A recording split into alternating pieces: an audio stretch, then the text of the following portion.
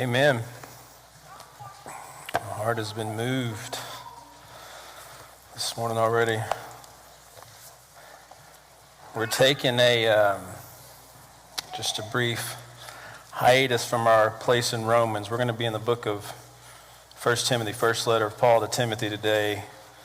If you want to find your place there in chapter 3, put your thumb on verse 14. That's where we're going to start. We'll go through verse 16 today.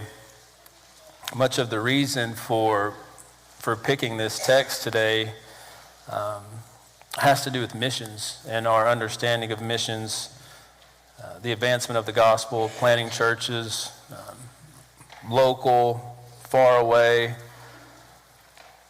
There is a bit of chaos and even cowering, as we've talked about this morning in our Sunday school class, surrounding the church, not advancing as we should be, and all sorts of other chaos coming from within the church. And I believe it's due to a poor understanding of who the church is, who the church belongs to, what the mission of the church should be, and what it should look like.